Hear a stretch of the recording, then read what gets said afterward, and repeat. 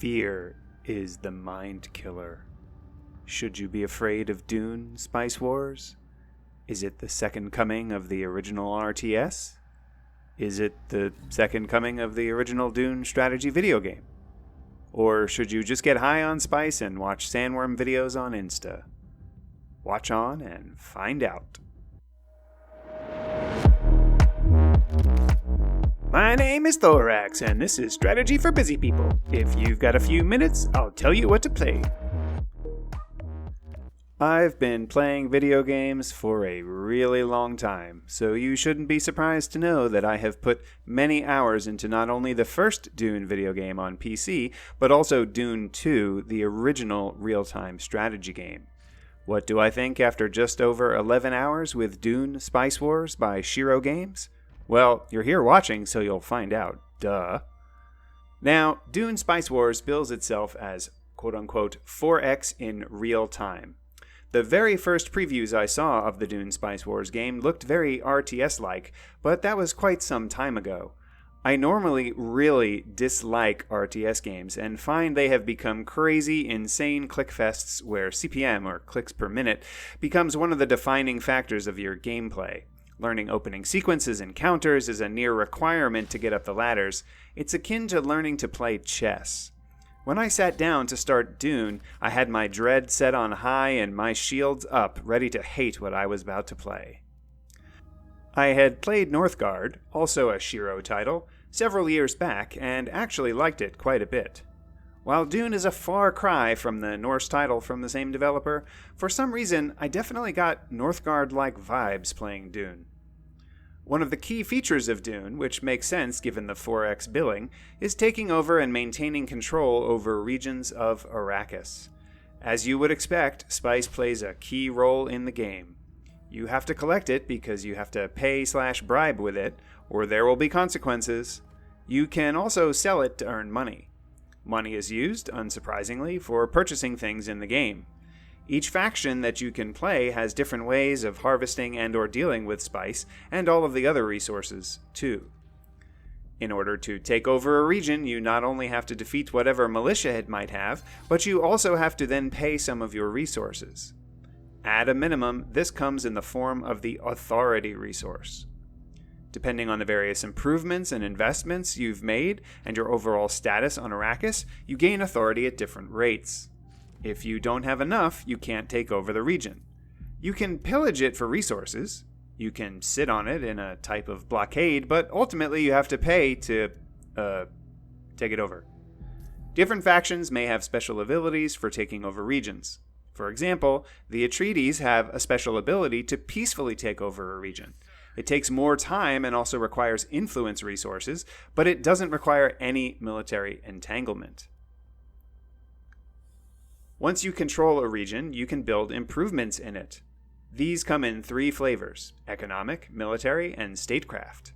Each improvement may produce a resource or may provide buffs to the region and its neighbors. Understanding the buffs is critical to planning and building.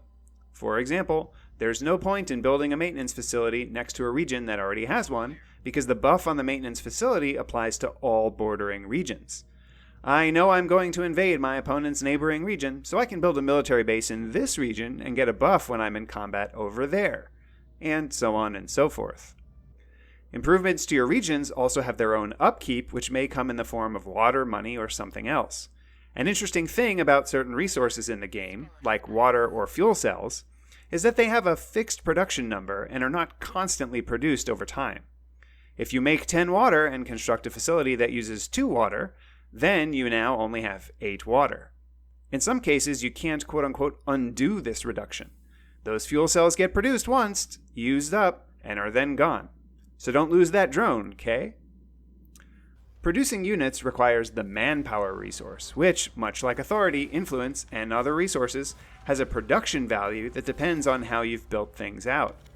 Raising militias, as well as making your own units, all require manpower. So there is a balancing act between your expansion and military conquest. If a squad of your units gets wiped out from an entanglement, you might not be able to reproduce it quickly. There is a whole system of airfields and missile batteries for defending your regions and moving things around. And then there's the whole system of the Landsrad voting/council, which adds another layer of strategic depth. Depending on the game mode and how many opponents you have, these council votes can be make or break moments for winning buffs, getting debuffs for your opponents, both or neither. Then there are interesting faction situations that play out because of it. For example, if you're playing the Fremen, they never get votes in the council. Ever. So the only thing they can do is use influence, which is extremely expensive and hard to gain. Wait, how can you even play the Fremen? I guess I should talk about the different game modes.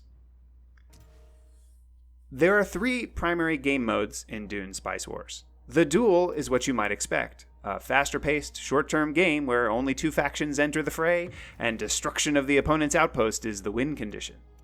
There is a slightly longer game mode with up to 4 players, which has military and various economic victory conditions. Lastly, there is a very long campaign mode where you can currently pick from 3 houses to attempt to tame Arrakis. The campaign mode involves various flavors of missions built out of the other 2 game modes, but with special, various, and interesting conditions. As you play through the campaign, you can earn various permanent skills, debuffs, and other benefits.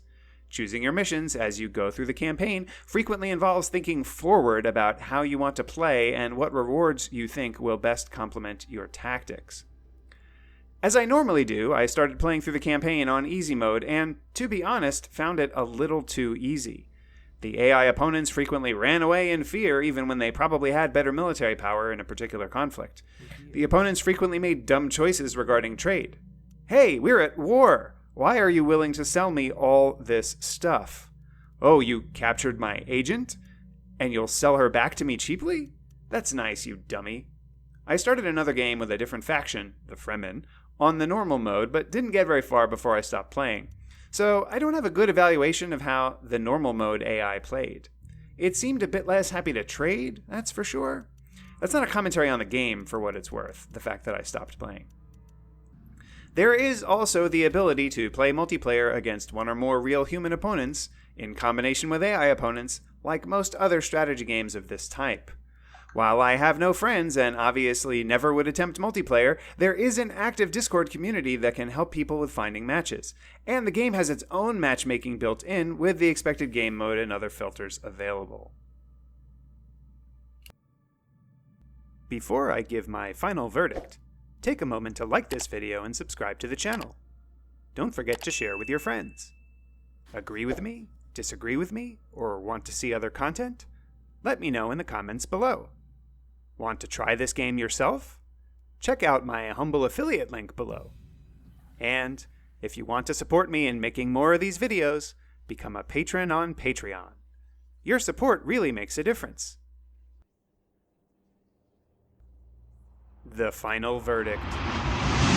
If you like the Dune universe, this game will definitely make you feel like you're in it, with careful attention to detail regarding many of the aspects of Dune. The game is really deep. I don't know that I would go far enough to say that it really earns that 4X title, but that's mostly nitpicking on the definition of the genre. You have a big world that you can conquer, with lots and lots of different ways to do it. Even within each of the factions, you can adopt different playstyles.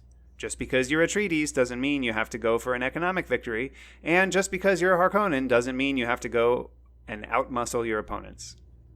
Knowing Shiro, and seeing how they pumped out the DLC for Northgard, and thinking about just how vast and complex Herbert's Dune universe is, I fully expect to see the campaign mode grow with DLC adding additional factions, stories, modes, or what have you. On my trademarked 3-point score scale of avoid, meh, and I forgot to eat, he who controls the spice controls the universe. And I gotta say, the spice is quite tasty here on Arrakis. So grapple onto that sandworm and strap in for a ride, because you're going to like the way it tastes. The spice, not the sandworm.